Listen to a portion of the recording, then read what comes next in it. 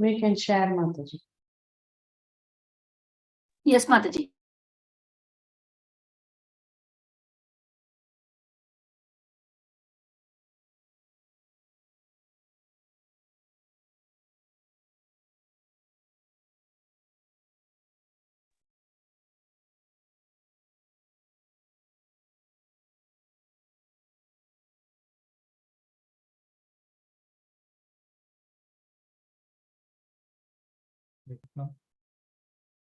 Mataji, can I do we start or? Yes, Prabhu, we can get started. Okay. Mataji is sharing the link on all the groups, the live link, and that way more people will join. So, but you can get started anyhow, it's time. Thank you, Mataji. Thank you. Hare Krishna. Today we'll be going through Canto 3, Chapter 20 from Srimad Bhaagvatam. The title of the chapter is Conversation between Maitreya and Vidura. Before beginning, we'll start with Mangala Charan and we'll offer praise to our Guru Parampara. Om Namo Bhagavate Vasudevaya. Om Namo Bhagavate Vasudevaya. Om Namo Bhagavate Vasudevaya. Narayanam Namaskritya Naram Chaiva Narottamam Devim Saraswatim Vyasam Tato Jayamudiraye Nashtaprayeshva Bhadreshu Nityam Bhagavata Sevaya Bhagavate Uttama Shloke Bhaktir Bhavati Naishrati Krishnaya Vasudevaya Devaki Nandanaya Cha Nandagopa Kumaraya Govindaya Namo Namaha Namah Pankajanabhaya Namah Pankajamaline Namah Pankajanetraya Namaste Pankajangre Om Jnanatimirandasya Jnananjana Shalakaya Chakshurunmilitam Yena Tasmai Shri Gurave Namaha Namo Vishnupadaya Krishna Prasthaya Bhutale Srimate Bhaktivedanta Swaminiti Namine Namaste Saraswati Deve Gauravani Pracharine Nirvishesha Shunyavadi Paschatyade Satarine Jai Shri Krishna Chaitanya Prabhu Nityananda Shri Advaita Gadadhara Srivasadi Gaura Bhakta Vrinda Hare Krishna Krishna Krishna Hare Hare Hare Rama Rama Rama Hare Hare Hare Krishna Krishna Krishna Hare Hare Hare Rama Rama Rama Hare Hare Hare Krishna Krishna Krishna Hare Hare Hare Rama Rama Rama Hare Hare Hare Krishna. The chapter title is Conversation between Maitreya and Vidura. Unfortunately, I don't have any PowerPoint presentation today, so we are totally taking shelter of Srila Prabhupada's purpose and sincerely praying to all the devotees that we will turn into the nectar of Srila Prabhupada's purpose. There is so much that Prabhupada says in all of his purpose. So we'll highlight only the important points. And if time permits, this chapter is every chapter of Bhagavatam is revealing and nourishing to us, but there is something immensely that we can learn from this chapter that I heard from one of very senior disciple within our Sampradaya that I can reshare again with all of you all if we have time in the last minute or two. So the first verse, so the chapter begins, Sri Shaunaka Rishi, he is asking questions. He is continuing to ask questions after the narration of the boar incarnation of the Supreme Lord vanquished Hiranyaksha and rescued the earth in the previous chapter. That's what we saw, how Hiranyaksha was killed. And now Shaunaka Rishi is asking, after the earth was situated back into its orbit, what did Swayambhu Manu do to show the path of liberation for the living entities? So Srila Prabhupada writes in the purport that the appearance of the Lord as the first boar incarnation occurred during the time of Swayambhu Manu. So Prabhupada gives the period of Manu, which is 72 times the cycle of 4 yugas, and it lasts 4,320,000 years, etc. And Prabhupada writes, it is understood here that Manu creates scriptural regulations for the salvation of the conditioned souls who come to the material world for material enjoyment. So Prabhupada is writing that the Lord is so kind that any soul who wants to enjoy in this material world is given full facility for enjoyment. At the same time, he's shown the path of salvation. That is the original purpose of creation. Krishna obviously had the space for us to come and enjoy our enjoying tendency, but at the same time, Krishna is trying to elevate us. So the next set of verses, it talks from 2 to 4, it talks about the glories of Vidura.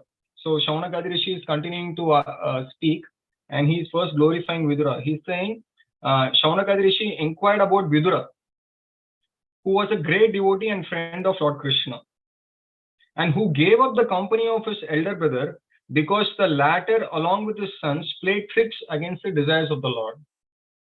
So Prabhupada writes, brilliant purport again. Prabhupada writes the history of Vidura. The incident referred to here is that Vidura left the protection of his elder brother, Dhritarashtra, and he traveled to sacred places. Prabhupada is writing, Vidura's qualification was that he was not only a friend of the Lord, but also great devotee. Because when Krishna tried to stop the war and mitigate the misunderstanding between the cousin brothers, they refused to accept. Therefore, Vidura was unsatisfied with them and left the place. And Prabhupada is writing an important lesson as practicing sadhakas we have to learn.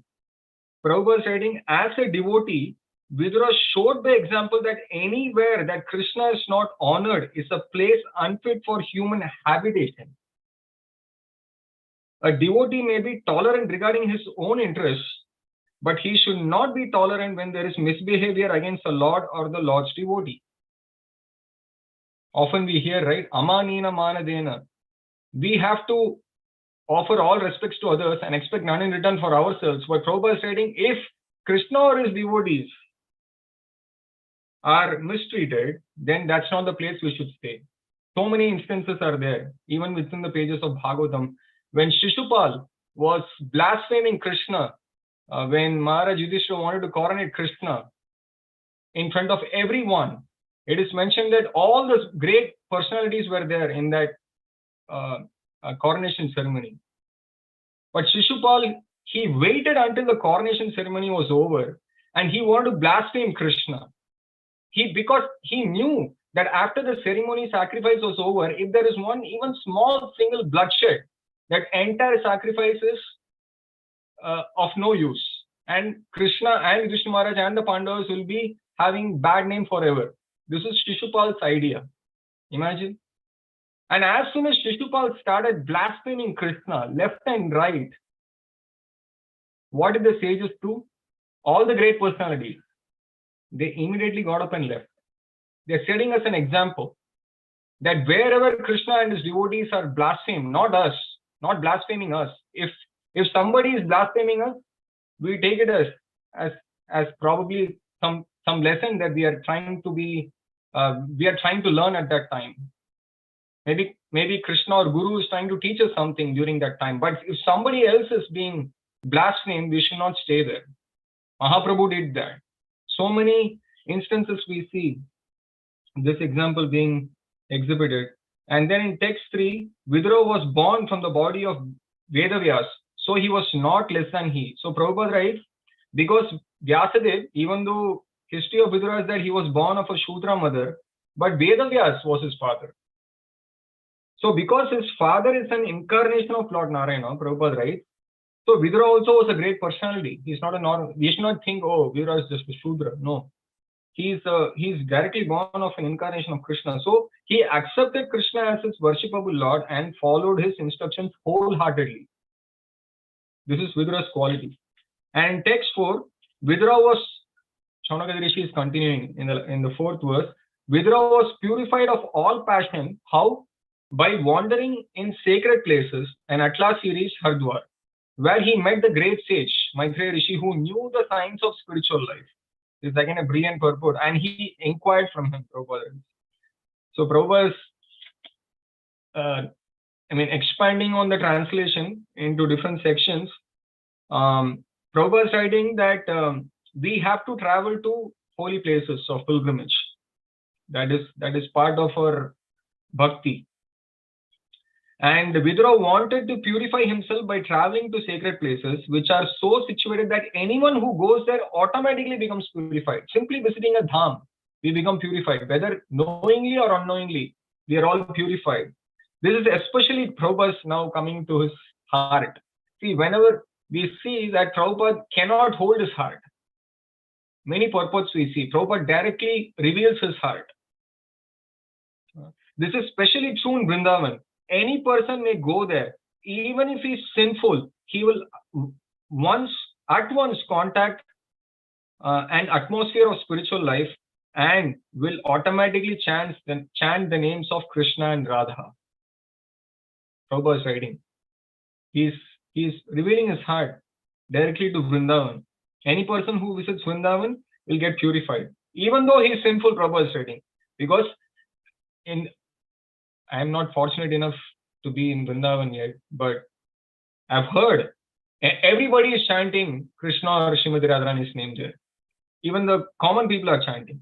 So that we have actually seen and experienced. Prabhupada is writing. It is recommended in the Shastras that after retiring from active life and accepting Vanaprastha, one should travel everywhere to places of pilgrimage in order to purify himself.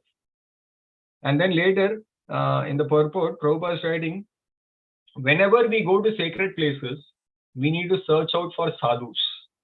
It doesn't mean that we have only sacred places are there in India. Wherever we go, all the temples of Prabhupada are all sacred places. Prabhupada often says all his temples are non-different from Vrindavan. Right? One famous disciple of Prabhupada says it's home away from home. Original home is Vrindavan, but all of Prabhupada's temples are Vrindavan. So whenever we visit some temple, we have to search out for some temple or sacred place. We have to search out for some great sages or sadhus and take instructions from them. We have to submissively inquire from them and try to execute those instructions. And Prabhupada quotes Narottam Das Thakur, a great Acharya of the Vaishnava sect, has for the present forbidden us to go to such places of pilgrimage, because in this age the times have so changed, a sincere person may have different impression on seeing the behavior of present residents of the pilgrimage sites. Because we have this material vision, Srila Narottam Das Thakur said, don't force yourself. If you're going, that's fine. But because we don't have the vision to see the sadhus, to see the holy dham, we should not go and commit offenses. That is the point mentioned here. It is mentioned that even if we have a tinge of pride in our heart, I may be physically in Vrindavan, but Vrindavan is not revealed to me. It is not revealed to me. If I have a tinge of pride in my heart, if I criticize others in the holy dham, any dham, not just Vrindavan, the dham doesn't reveal itself to us. So Prabhupada writes, he has recommended that instead of taking the trouble to travel to such places, one should concentrate his mind on Govinda. That will help him. So Prabhupada writes, of course, to concentrate one's mind on Govinda in any place is a path meant for those who are most spiritually advanced. So for a person like myself, who's not able to concentrate my mind even on one Hare Krishna mantra, what to speak of concentrating on Krishna for a long time, right? So so Prabhupada is writing, for an advanced devotee, it doesn't matter where they are. In fact, in Sri Chaitanya Charitamrita, Prabhupada writes that for an advanced devotee, because their heart is Vrindavan, they can stay anywhere on this planet.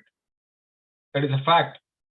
When a person's heart becomes Vrindavan, when Krishna enters into the heart of a person, he can practice bhajan anywhere. We are seeing examples around us like that. There are great souls who are constantly chanting, who are constantly preaching the glories of Krishna wherever they are.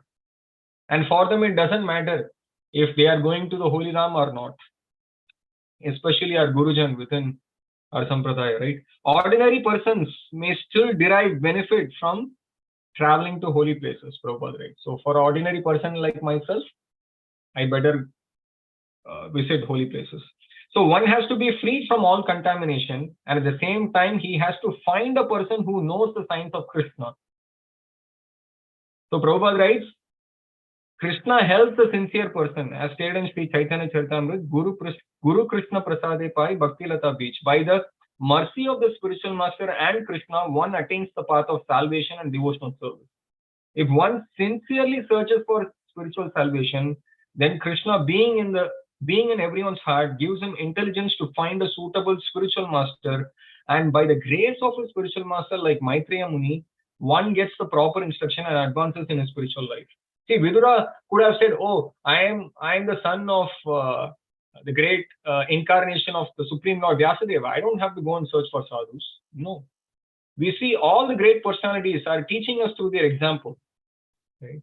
They don't, even Sri Chaitanya Mahaprabhu, he went and accepted initiation from Ishwarapuri. I heard this personally from a very advanced soul of Srila Prabhupada. He mentions, without accepting a bona fide spiritual master in a sampradaya, we cannot get prema. Exact statement. We cannot get prema. He said, we may get anything else but not prema. Text 5. So now, Saunaka Rishi is saying, oh, there was a conversation between Vidura and Maitreya, then there must have been narrations of the spotless pastimes of the Lord. The hearing of such narrations is exactly like bathing in the water of the Ganges, for it can free one from all sinful reactions. So now Saunaka Rishi is saying, oh, there was a conversation, then they should have definitely spoken about Krishna. Something for us to meditate on. Prabhupada writes in many purports that when devotees meet with each other, there is no prajalpa. No prajalpa. Simply speaking about Krishna. In fact, in Sri Chaitanya Charitamrita, in one of the purports, Prabhupada writes, devotees, when they get together, they simply talk about Krishna, nothing else. Hearing and chanting about Krishna. That's all. Ideal devotees. Many examples are there. Lord Nityananda Prabhu and Madhavendra Puri, when they met with each other, they were always talking about the pastimes of Krishna and Mahaprabhu. Right? In purport, Prabhupada writes, the water of the Ganges is purified because it pours forth from the lotus feet of the Lord. Similarly, Bhagavad Gita is as good as the water of the Ganges because it was spoken from the mouth of the Supreme Lord Krishna. Because Prabhupada writes, the Lord is absolute. There is no difference between his words, his perspirations, or his pastimes. Perspiration meaning Prabhupada writing, he's meaning or he's connecting to Ganges. The water of the Ganges, the narrations of his pastimes, and the words spoken by him are all on this absolute platform, and thus taking shelter of any one of them is equally good. So we should not think, oh, it is just Harikatha. Oh, it is just this. Oh, it is just that. Prabhupada writes in one of the purport, on an absolute platform, we may not have that realization, but great souls see in that way that anything that is connected to Krishna on an absolute platform gives the same effect, provided we are receptive. Right? So if we can dovetail all our activities in relationship with Krishna, then we do not stand on the material platform, but always on the spiritual platform. Prabhupada writes, when we dovetail anything that we are doing in our day-to-day activities in connection to Krishna, everything becomes spiritual. Apparently, it may look mundane. Prabhupada writes, a karmi working 8 to 5 and a devotee working 8 to 5 from an outside perspective may look the same. But a devotee's vision of working is different compared to a materialist or a karmi. Text 6, Shaunaka Rishi is asking, so please narrate the activities of the Lord, which are all magnanimous and worth glorifying. So Prabhupada writes, those who are actually on the transcendental platform are never satiated. Because Shaunaka Rishi is saying, what sort of a devotee can be satiated by hearing the nectarian pastimes of the Lord? Devotees never get tired of hearing Krishna's pastimes. Never. Right?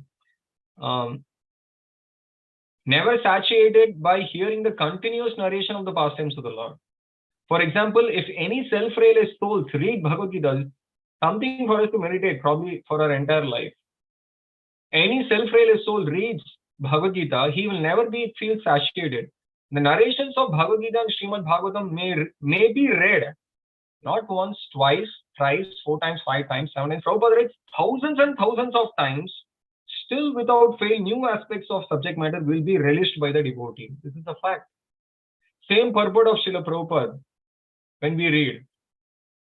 Every time it is a new experience. All of us have this experience, right? This is what Prabhupada is saying. Any of Prabhupada's books which has all the Acharya's commentaries, every time, by the mercy of Srila Prabhupada and our Guru Parampara, we see something new for us, right? Text 7 and 8, Suta Goswami responded, Vidura was delighted to hear the pastimes of Varahadev, and Vidura then inquired from Maitreya as follows. So I am skipping ahead because there are too many things to be discussed. In text, from text 9 to 11, Vidura's inquiries about Brahma's creation. Now Vidura is inquiring, since you know the matters of inconceivable to us, tell me, oh holy sage, he's inquiring to Maitreya Rishi, what did Brahma do to create living beings after evolving the Prajapatis? So Prabhupada is writing, to know matters beyond our perception, beyond the three modes, one has to learn from a superior authority in the line of disciplic succession. Again, Vidura's inquiry to Maitreya is an example for any sane man. If we really need to understand God, we cannot understand, Prabhupada writes, we cannot understand by mundane senses. It is not possible. We have to inquire from an authority who is beyond the three modes. Tadvidhi pranipatena pariprashnena sevaya upadyakshanti te jnanam jnaninas tattvadarshi. We have to inquire from a tattvadarshi who has seen Krishna, who has realized Krishna. Anyone in the bona fide line of disciplic succession is a personality who knows that which is beyond ordinary perception, Prabhupada writes. And in text 10 and 11, so now Vidura is continuing to inquire, how did the Prajapatis create according to the order of Brahma, and how did they evolve this universe? And in text 11, did the Prajapatis create in conjunction with their respective wives? Did they remain independent in their action, or they started creating together? That is the question.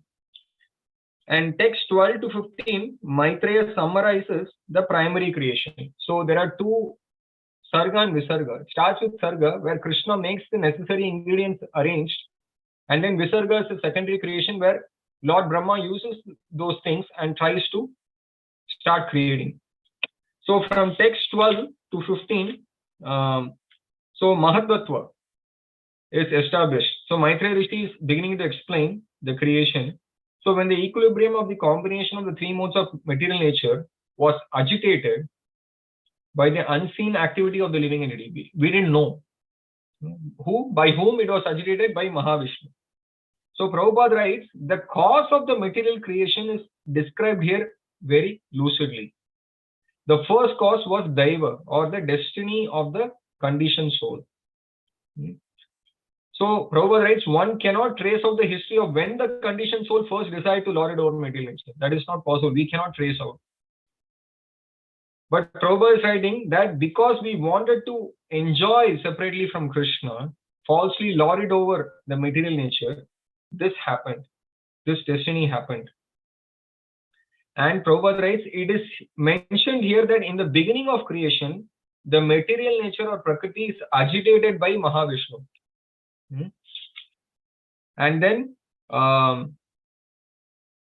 one should not, Prabhupada also writes, one should not mistakenly think that because the creation emanates from Mahavishnu, he has therefore transformed into material cosmic manifestation, right? Because that is our experience in this material world. If we take any matter, say for example, if we take a bowl of ice cream, and if a kid starts eating the ice cream one spoon at a time, the ice cream is done. There's no longer ice cream on the same bowl. It is not like that, because Krishna is not material. Prabhupada is stating he exists in his personal form always, but the cosmic manifestation takes place by his inconceivable potency. Achintya. But it is understood from Vedic literature that the conditioned soul creates his own destiny. It is our karma, because we wanted to lord it over the material nature. Krishna offers a particular body by the laws of the nature under the superintendence. The material nature offers the body under the superintendence of Krishna, who is always sitting as Paramatma. And then in text 13, we see the elements, all the necessary elements that were used, right? Different groups of elements that were created. The first group had earth, water, fire, air, ether. The second group had the tanmatra, which is the subtler elements, sound, touch, form, taste, and smell. And the third group of 5 sense organs like eyes, ears, nose, tongue, and skin. And the fourth group of elements that were created are speech, hands, feet, anus, and genitals. And then text 14, separately unable to produce a material universe, they combined with the help of the energy of Krishna and were able to produce a shining egg, right? Everything was in a shining egg. And what happened to that shining egg? For 1000 years, this shining egg lay on the causal ocean or Garbhodaka ocean in a lifeless state. Then the Lord entered into that egg again, right? We had Karanodakashaya Vishnu, Mahavishnu, from whom the living entities came into this egg. And now Lord Vishnu is entering into this egg again as Garbhodakashaya Vishnu. Now the secondary creation is going to begin. So what happens when that Lord Vishnu enters into the shiny egg? That Vishnu who enters into that egg is called Garbhodakashaya Vishnu, from whose navel a lotus flower comes, which is as blazing as thousands of suns. And this lotus flower is a reservoir of all the conditioned souls. When the jivas, before coming, we came into this material world, we were all in that lotus flower. And the first living entity who came out of the lotus flower was the omnipotent Brahma, Lord Brahma. And Prabhupada writes that this lotus flower, because it was as effulgent as thousands of suns, see what Prabhupada is catching from that. He's saying this indicates that the living entities, part and parcels of Krishna, are also of the same quality. Since the Lord also diffuses his bodily glare, like the Brahma Jyoti. Because Krishna diffuses glare from his body as the Brahma Jyoti, which is there, and the souls are also effulgent because we are of the same quality. The description of Vaikuntha Loka as stated in Bhagavad Gita and Vedic literatures is confirmed herewith. What is that confirmation? In Vaikuntha, there is no need of sun, moonshine, electricity, or fire. Na tad bhashete suryo, na shashanko, na pavakaha. Krishna says every planet there is self-effulgent like the sun, right? So in spiritual world there is no need of sun or the moon. We see even in the 5th canto, the sun or the moon doesn't go beyond the I forgot the planet name, but beyond a certain the upper planetary systems, there is no sun or moon. For example, the Janaloka, Tapal. I may be wrong, but there are 3-4 planetary systems where there is no sun or moon. And beyond that, everything is self-effulgent, right? When the Supreme Personality of Godhead, who is lying on the Garbhodaka ocean, entered into the heart of Brahma, Brahma brought his intelligence to bear. And with this intelligence, he began to create. So Prabhupada writes in the purport, I'm just, because of lack of time, I'm skipping many points, but Prabhupada writes, the creative power of every living entity is not his own. It is by the grace of the Lord that one can create. There are many scientists and great workers in this material world who have wonderful creative force, but they act and create only according to the direction of the Supreme Law. We take so much pride. Oh, I did this, I invented this, I have so many patents, I did so many things. But where did all those creative power come from? Bhagavad Gita explains, unless and until there is a sanction of the Paramatma, nothing can be done in this material world. What to speak of creating, right? Anything we create. That's why Prabhupada often says the original enjoyer is Krishna. He's the original Bhokta. He needs, I remember in one of the classes that I heard, I don't know how many of us will even do this. His Grace Vrindavan, Anand Vrindavan Prabhu in ISKCON Chowpatty, he apparently received some awards. We all know he was in stock exchange, and during his career of working, he received trophies. I don't know from where, but he received 2-3 trophies for his excellence at his work. And he brought all those trophies and kept it in the temple, because he mentioned that this doesn't belong to me. How many of us will do that, right? So something that we can remember that there are devotees who do this also, who realize these statements, not just speaking theoretically like myself. Right. So now, first Brahma is going to create, and he is creating the coverings of ignorance of the conditioned souls. And what are those coverings? Tamishra, Andatamisra, Tamas, Moha, and Mahamoha. We don't have a lot of things, a lot of time to cover everything from here on. We'll just go through some critical points. So now we have to pay close attention, because we can really understand who we really are. Right? The first condition is Tamishra, or anger. That was first created around the conditioned soul. And Prabhupada is writing, this happened because we started thinking, why shall I not be free enjoyer like the Supreme Lord? This forgetfulness of his constitutional position is due to anger or envy. When the conditioned soul forgets this, however, and tries to be one with him, his condition is also called Tamishra. As soon as we think we want to enjoy away from Krishna, we are in this mode of envy. Right? Just like Shishupal example we discussed. Right? Shishupal didn't like Krishna to be glorified in the assembly house. He had so much envy. And then Andatamisra involves considering death to be the ultimate end. Right? Many atheists, they say that, oh, life is just to enjoy. Everything is finished at death. So have fun. Nothing else to do in life. And then tamas is the condition of knowing anything about the supreme, about the spirit soul is called tamas. Not knowing. Without knowing the goal of life is being in ignorance, tamas. And then moha, Prabhupada writes, is the illusion of I and mind consciousness. That's moha. And mahamoha means to be mad after material enjoyment, especially in this age of Kali, Prabhupada writes. That's mahamoha. And then in text 19, out of disgust, Brahma threw off the body of ignorance. So he created, and then he threw off this body of ignorance, and taking this opportunity, the yakshas and rakshasas sprang for possession of that body, which continued to exist in the form of night. And night is the source of hunger and thirst. And in text 20, overpowered by hunger and thirst, they ran to devour Brahma from all sides and cried, spare him not, eat him up. Right? So Prabhupada writes, the yakshas and rakshasas love to feast on bodies. Brahma, the head of the demigods, full of anxiety, asked them, do not eat me, but protect me. You are born from me, and you are actually my sons. Why are you coming and eating me? Therefore, you are yakshas and rakshasas. Otherwise, you are not even born.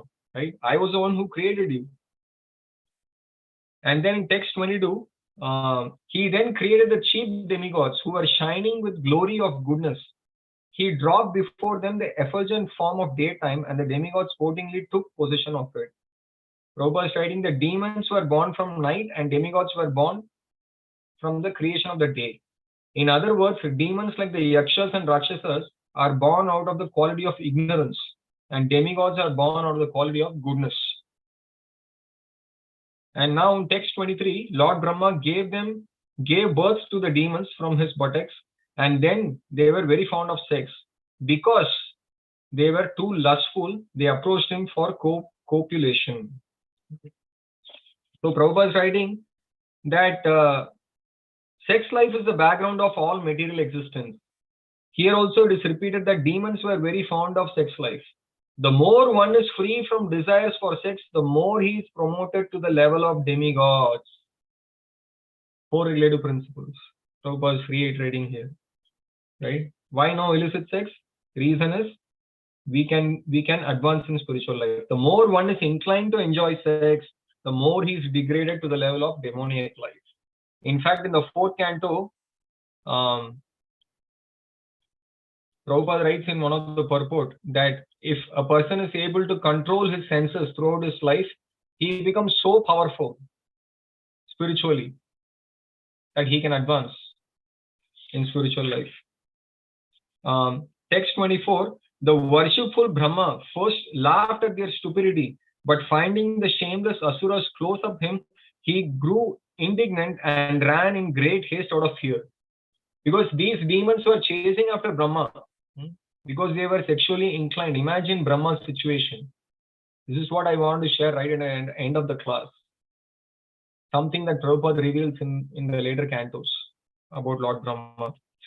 And then text 25, he approached. So now what Brahma does? He has nobody to go to, right? So Brahma's guru and father and mother and everything is Krishna. So he runs to Krishna, who bestows all boons and who dispels the agony of his devotees. And of those who take shelter of his lotus feet, he manifests his innumerable transcendental forms for the satisfaction of his devotees. It's again a wonderful purport. So Prabhupada writes from Brahma Samhita how we can understand that for the Lord has multi forms. It is said in Brahma Samhita, Advaitam Achyutam Anadi Ananta Rupam. The Lord does not appear before the devotee because of the devotee's imagination. It is not because of devotee's imagination. Lord has innumerable forms. Ramadi Murti Kalanam Niyamena Krishnan. He exists in millions and millions of forms. In the Bhagavatam, it is stated that as the waves of the sea cannot be counted, the incarnations of the Lord are also innumerable. A devotee is attached to a particular form, and it is in that form which he worships.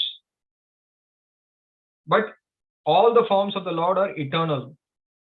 It is a devotee's inclination to worship a particular form, and he engages in devotional service to that form. So we should never criticize somebody. Oh, you are worshipping this form of Krishna, that form of Krishna. Because Krishna reveals himself to a particular devotee according to the devotee's inclination, Prabhupada is writing. So similarly, now Prabhupada is coming to his heart again, right? Prabhupada is again revealing his heart. Similarly, the Gaudiya Vaishnava loves the form of Radha and Krishna and Rukmini at Dwaraka. The words Bhaktanam Anurupatma Darshanam mean that the Lord is always pleased to favor the devotee in a particular form in which the devotee wants to worship and render service unto him. And in text 26, Lord Brahma approaching the Lord addressed him thus: My Lord, please protect me from these sinful demons. So he's petitioning. So Prabhupada is writing, this kind of homosexual appetite of males for each other is not something new. It has happened right from the time of creation, even with Lord Brahma. Unfortunately for Lord Brahma. And in text 27, he's petitioning, My Lord, you are the only one capable of ending this affliction of this distress and inflicting agony on those who never resort to your feet. So Prabhupada is saying the first is to give protection to the persons who take shelter of his lotus feet. And the second is to give trouble to those who are always demoniac and who are inimical towards the Lord. So Prabhupada is writing, Maya's function is to give afflictions to the non-devotees. Here Brahma said, you are the protector of the surrendered. Therefore, I surrender onto your lotus feet. Please give me protection from these demons. So Krishna always gives protection. The trouble is always given by his energy, Maya. Prabhupada is writing. Text 28. The Lord, who can distinctly see the minds of others, perceived Brahma's distress and said to him, Cast off this impure body of yours. Based on Krishna's advice, Brahma casts off his body. A long purport, but Prabhupada is quoting Srila Sridhar Swami in the purport.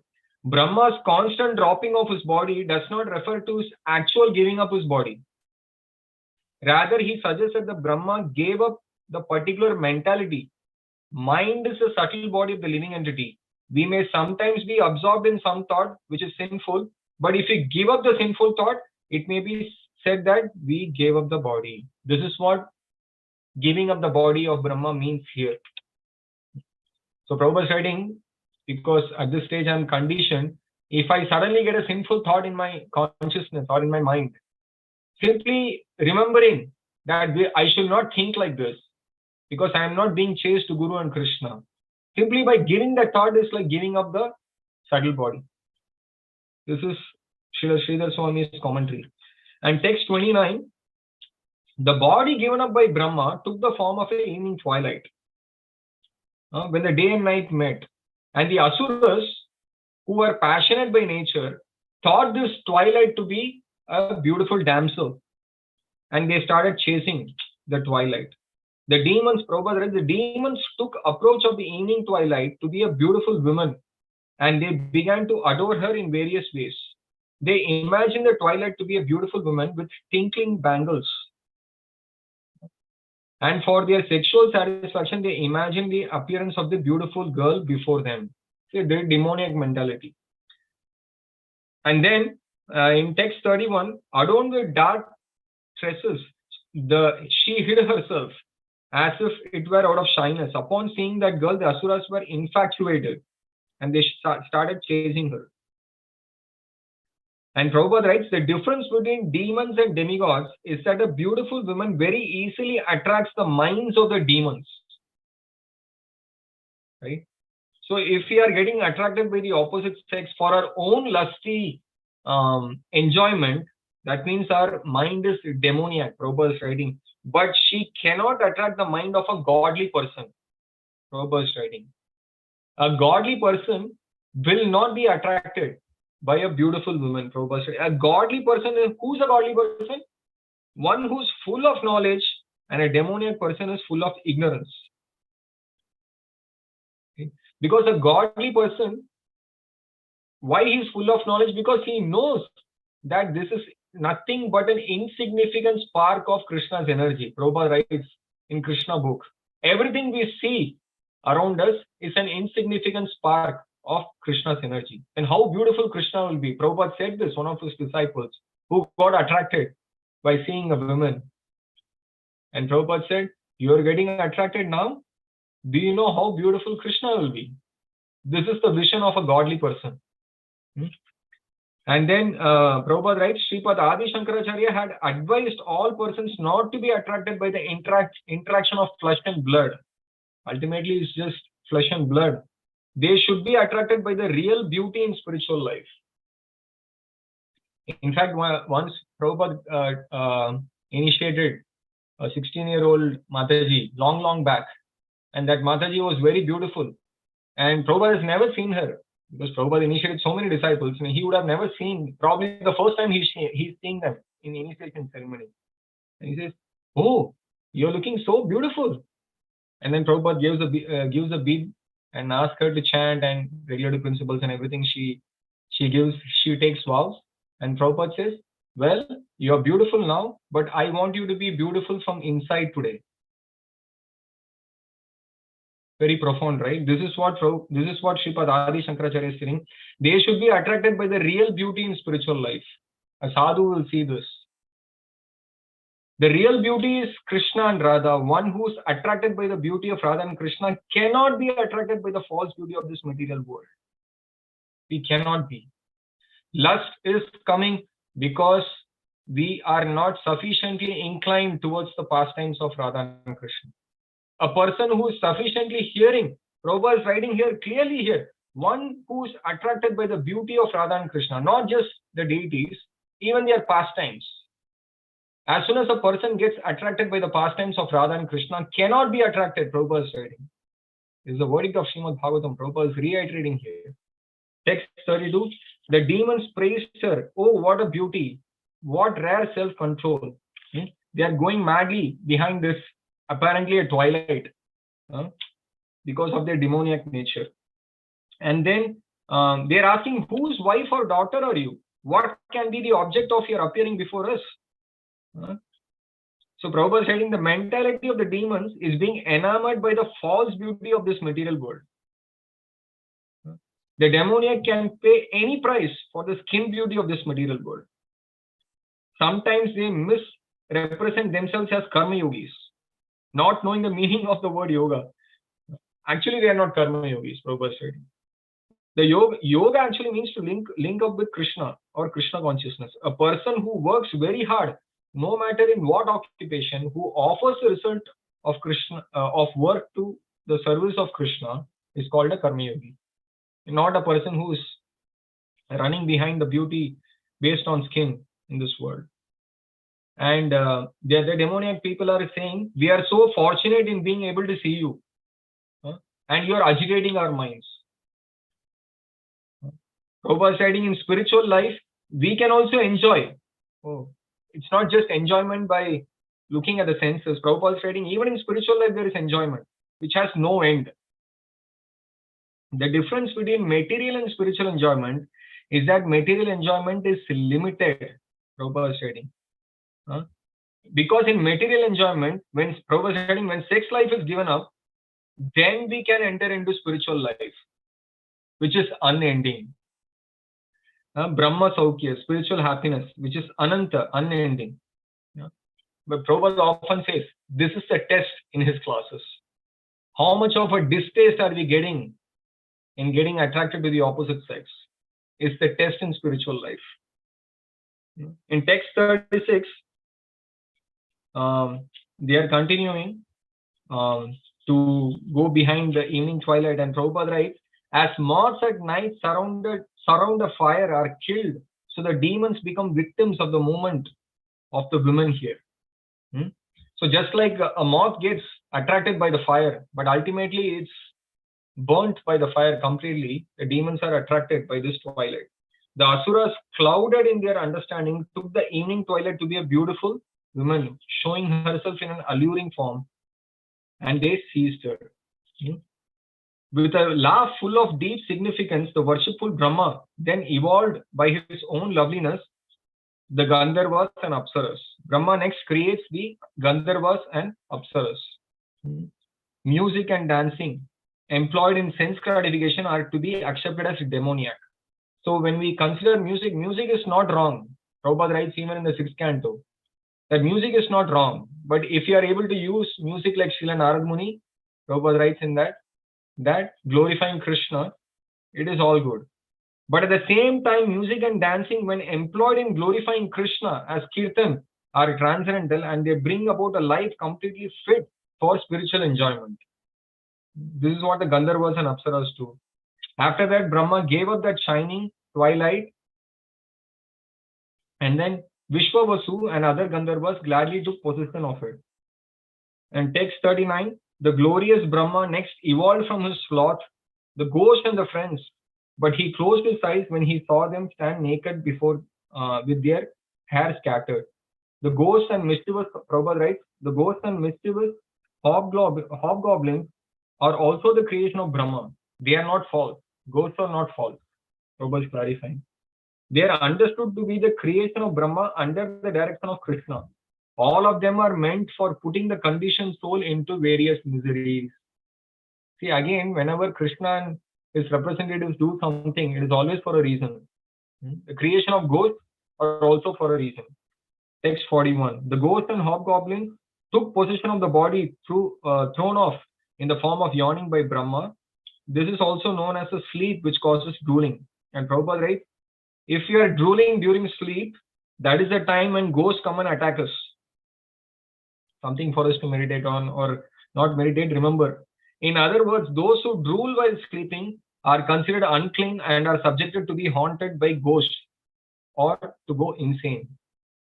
I heard this from one of the brahmacharis few years ago, that he was referring to Srimad Bhaagvatam, that if we want to sleep peacefully, he was suggested by a devotee to hear Gajendra's prayers, because that is one of the falashrutis of hearing Gajendra's prayers, right? We will not have insomnia in sleep, something like this, right? Or we can chant Hare Krishna or play some kirtan before sleeping. Text 42, recognizing himself to be full of desire and energy, the worshipful Brahma, the creator of the living entities, evolved from his own invisible form. From his navel, the host of Sadhyas and Pitas.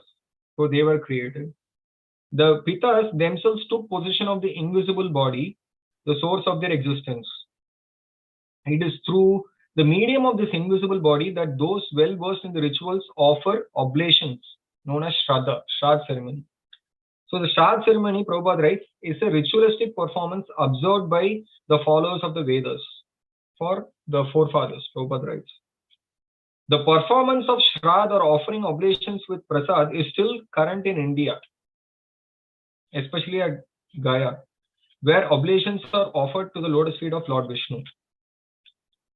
And Prabhupada writes, unfortunately, by the influence of Maya, the conditioned soul employs the body he gets for sense gratification, forgetting that such occupation may lead him to return to invisible body. The devotee of the Lord, or one who is in Krishna consciousness, however, let us pay attention, does not need to perform such ritualistic ceremonies as Shraddha, because he is always pleasing the Supreme Lord. Therefore, his fathers and ancestors who might have been in difficulty are automatically relieved. Watering the root of the tree. The vivid example is Prahlad Maharaj. Prahlad Maharaj requested Lord Narasimhadev to deliver his sinful father, who had so many times offended the lotus feet of the Lord. The Lord replied that in a family where a Vaishnav like Prahlad is born, Uttamadhikari or pure devotee is born, not only his father, but his father's father and their fathers up to 14 father back are all automatically delivered. The conclusion, therefore, is that Krishna consciousness is the sum total of all good work for the family, for society, and for all living entities. In Sri Chaitanya Charitamrita, the author says that the person fully conversant with Krishna consciousness does not perform any rituals because he knows that simply by serving Krishna and full Krishna consciousness, all rituals are automatically performed. All rituals. Shraddha Shabde Vishwasa, Shuddhita Nischay, Krishna Bhakti, Sarva Karma, everything is taken care. But we should have this faith, not normal faith. Prabhupada actually quotes this Chaitanya Charitamrita verse in Bhagavad Gita, 2nd chapter, 41st verse. And he talks about resolute in purpose. And how to be resolute in purpose? When we have this full conviction that if I practice bhakti under the guidance of a bona fide guru, everything is taken care. And we need to do whatever it takes to come to that faith. And text 44, then Lord Brahma, by his ability to be hidden from vision, created the Siddhas and Vidyadharas and gave them that wonderful form of us known as Antardana. Antardana means those living entities can be perceived to be present, but they cannot be seen by vision. So one day, Brahma, the creator of the living entities, beheld his own reflection in the water, admiring himself. And from there, the king Purushas as well as the Kinnaras came out of the reflection. So these king Purushas and Kinnaras took possession of that shadowy form left by Brahma. That is why they and their spouses sing his praises by recounting his exploits at every daybreak. So Prabhupada catches this word daybreak. So Prabhupada said in the time early in the morning, 1.5 hours before sunrise is called Brahma Muhurta. During this Brahma Muhurta, spiritual activities are recommended. Spiritual activities performed early in the morning have a greater effect than in any other part of the day. These are Prabhupada's words here. So when should we chant the Hare Krishna Mantra? We have to get together. If we are not able to do it, that is how somebody trained me, calling me up every day in the morning. I'm so grateful for that devotee. Every day he will call, Prabhu, get up. You have to chant. Prabhu, get up. Unless and until I pick up the phone, he will call up. Why? This is the reason. Because spiritual activity is done early in the morning has greater effect than we can chant the Hare Krishna Mantra anytime. But if we chant in the Brahma Muhurta time, it has greater effect. Prabhupada's writing. Text 47. Once Brahma lay down with his body stretched at full length, he was very convinced that the work creation that had not proceeded apace. In a sullen mood, he gave up that body too. Oh dear Vidura, that hair that had dropped from the body transformed into snakes. Even while the body crawled along with its hands and feet, contracted there, sprang from its ferocious serpents, and nagas with their hoods expanded. So snakes were created from the body or the hair that fell from Brahma's body. One day, Brahma, the self-born, the first living creature, felt as if the object of his life had been accomplished. At that time, he evolved from his mind the Manus, who promote the welfare activities of the universe.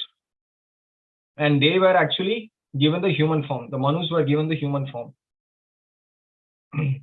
And they prayed, O creator of the universe, we are all glad. What you have produced is well done. Since ritualistic acts have now been established soundly in this human form, we shall all share these sacrificial oblations. So these sacrificial oblations, rituals, however, are generally needed to please Krishna, right? Unless one pleases Krishna, one cannot be happy either in material or in spiritual realization. Everything needs to be done to please Krishna ultimately. Sam Siddhir Haritoshanam. Text 52. Having equipped himself with austere penance, adoration, and concentration and absorption in devotion, accompanied by dispassion, having controlled the senses, Brahma, the self-born living creature, evolved great sages as his beloved sons. So Prabhupada writes in that purport, generally the different bodily postures in yoga system are accepted by less intelligent men. After creating persons for economic development, Brahma created sages who could set the example for spiritual realization. Very important, right? Sometimes many people say, even if you are practicing bhakti, oh, why do we need sannyasis? Why do we need brahmacharis? Mahaprabhu didn't say that. Mahaprabhu quoted that we can be at our whatever position we are in, we can practice bhakti. Why do we need sannyasis and brahmacharis? It is not needed. Many people say that. But that is not the fact. Because our acharyas say, Prabhupada is saying here, that we need somebody in the society to set example for us. Otherwise, whom will we look up to? I don't have the perception to see Krishna, or nor can I see the previous acharyas. We can probably perceive them through their books. But we need living examples who will give their life, who will give their whole life in dedication and service to Guru and Krishna. How will I get the inspiration from? Where will I get the inspiration from? We need such people and living people like that. That is why we need a living Guru. We need living brahmacharis and sannyasis for setting the tone of how to practice bhakti, because we need somebody to look up to.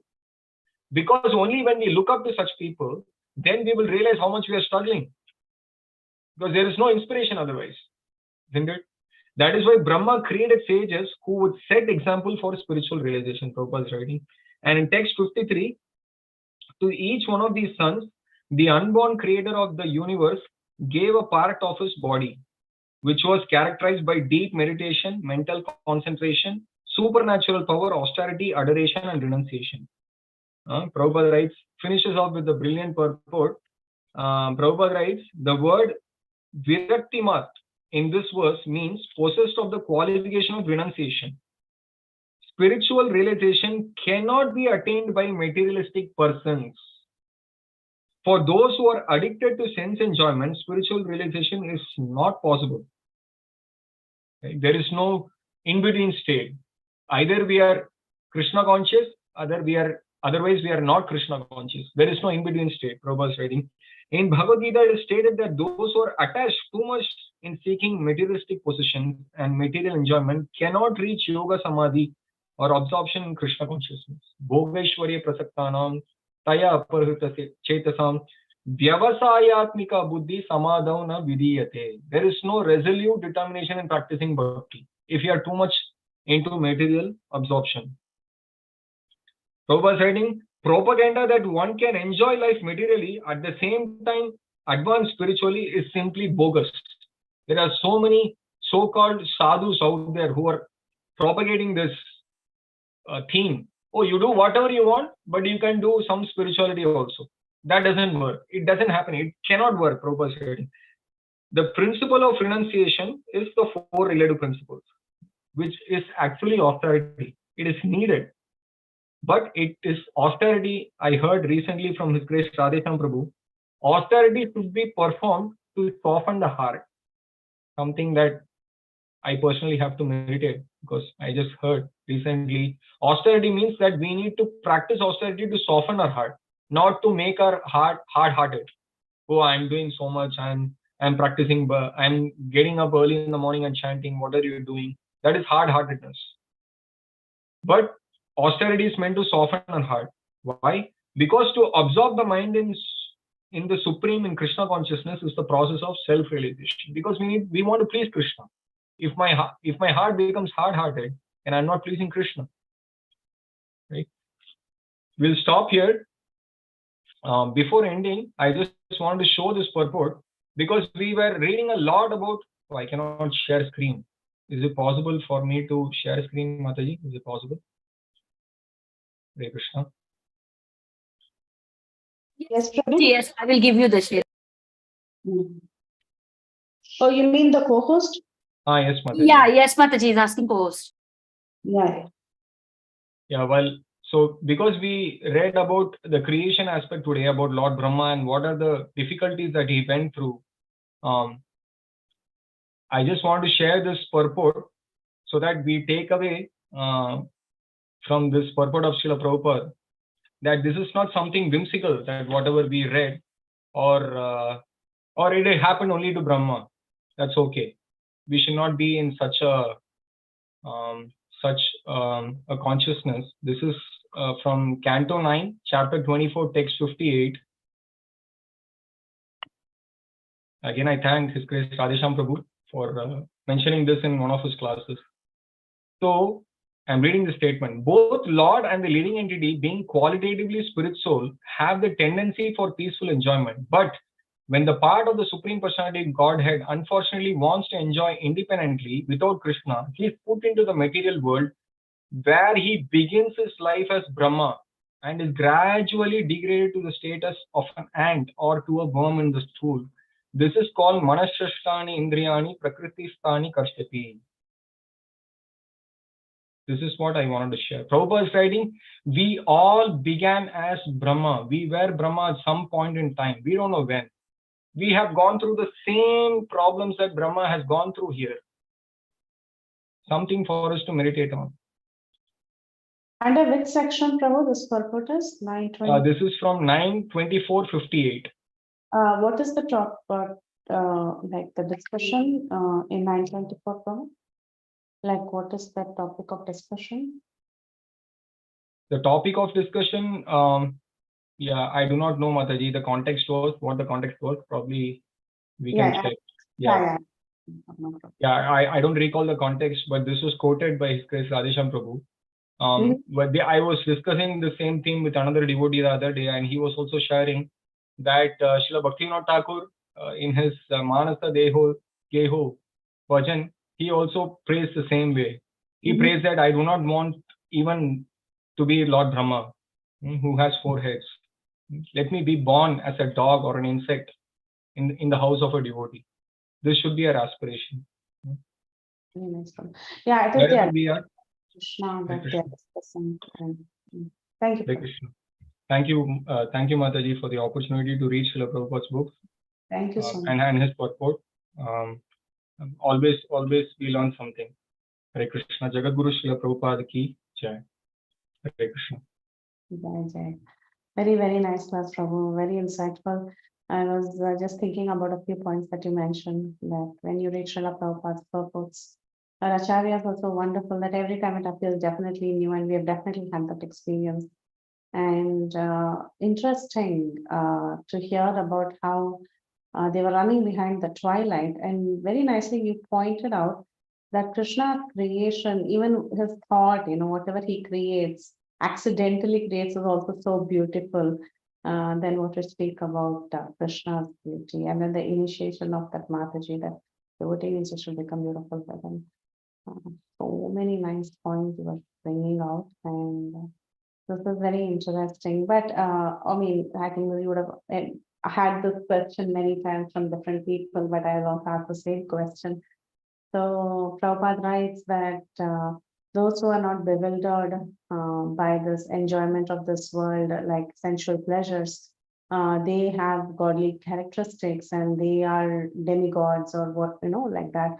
But we see that generally demigods are the ones who are more prone to more enjoyment, and they're probably more addicted to sense enjoyment.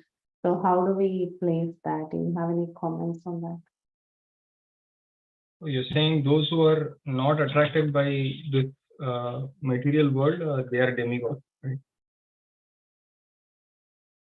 Is that? No, it's more like, okay, those who are not very addicted to sensual pleasures, they have developed godly characteristics, and only demonic people will have more sensual, enjoyment tendencies. So now, how do we understand the position of the demigods? Because the demigods are supposed to be in the godly classification, and they seem to have the maximum sensual enjoyment, and they seem to be most addicted to sensual enjoyment. I mean, they meaning even we, anyone who has good, facility, all automatically is more inclined to sensual enjoyment. And then we are the demigods whom, we can't, we are worst, of course, but the demigods are praying that, okay, let me take birth in Bharata Bhumi, so I don't have so much of sensual enjoyment, something like that. So any comments on that, Prabhu?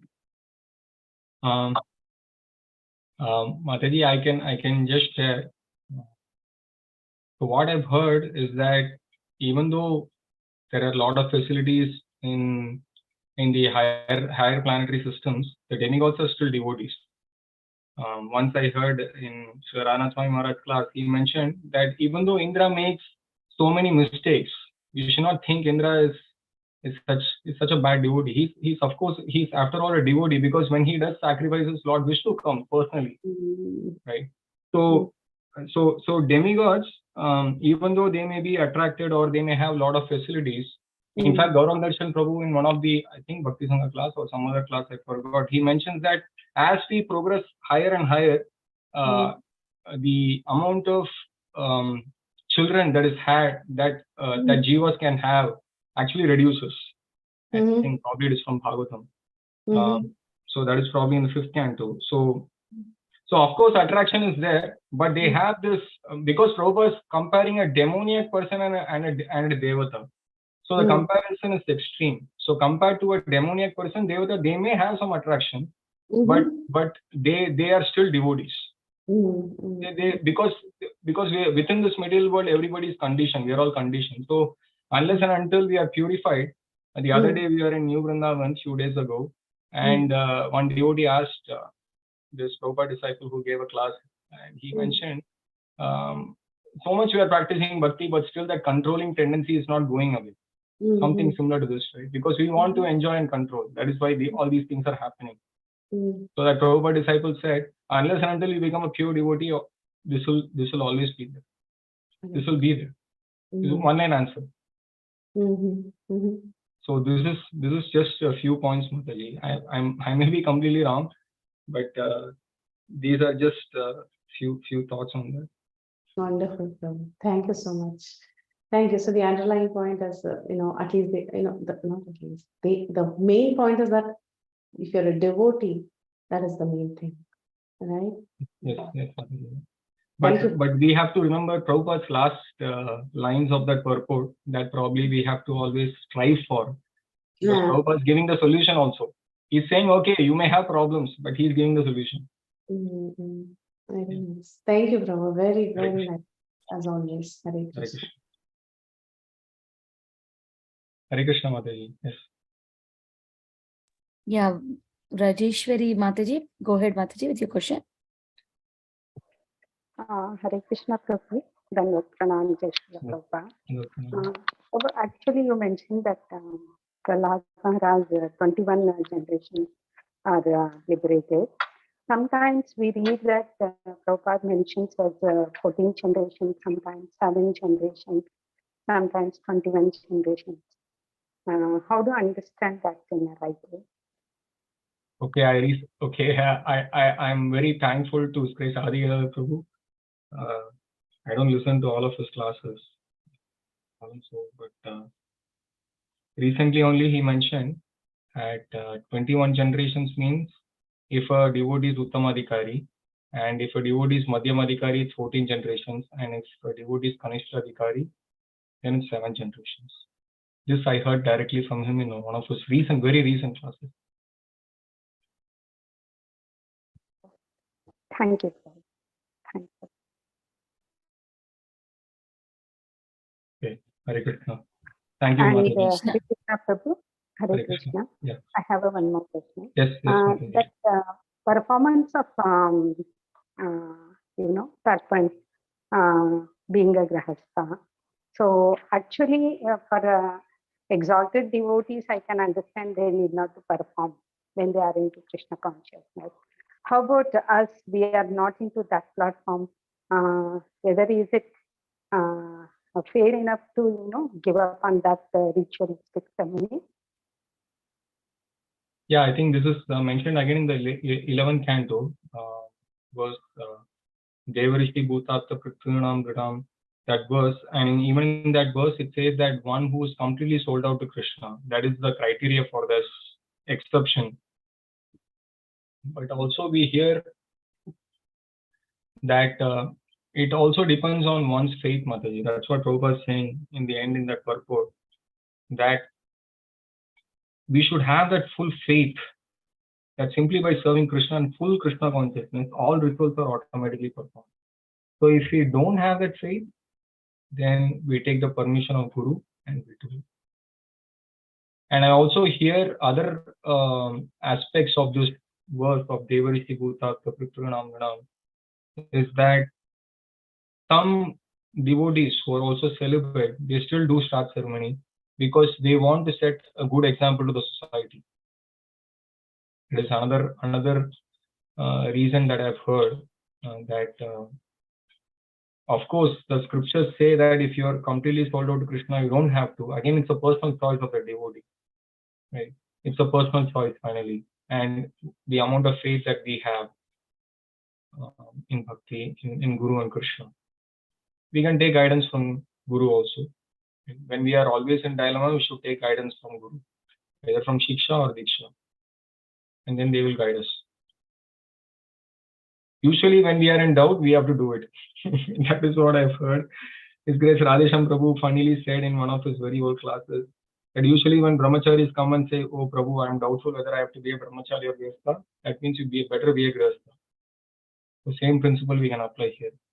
That if you are doubtful, better we take permission from Guru and perform the Shraddha ceremony.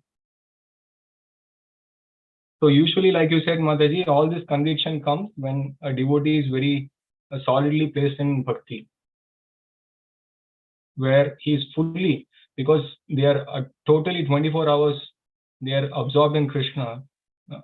They are completely, they have the full faith that even if they don't perform Shraddha, they are Krishna is my all in all. In fact, Prabhupada writes in one of the translations, very hard to find, Prabhupada writing something like this in a translation.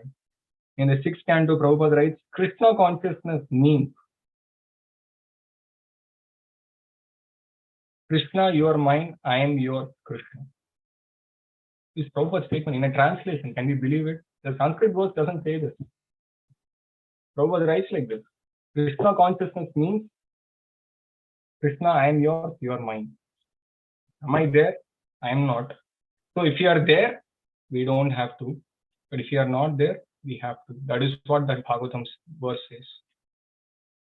So we have to take guidance also, Mataji. That is the final thing if you are confused. Hare Krishna.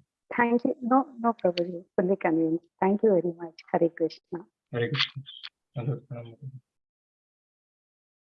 Okay, Mataji. Sincerely thanking for the opportunity to study Srimad Bhagavatam and repeat whatever Srila Prabhupada has said. Jagat Guru Srila Prabhupada ki jai. Vancha kalpatarubhyascha kripa sindhubhya eva cha patitanam pavanebhyo Vaishnavebhyo namo namah. Vaishnav ki jai. Vaishnavrinda ki jai. Vamsivadana Prabhuji ki jai. Thank you, Prabhu, for such a beautiful class as usual. Hare Krishna. Very grateful to you. Hare Krishna. Hare Krishna.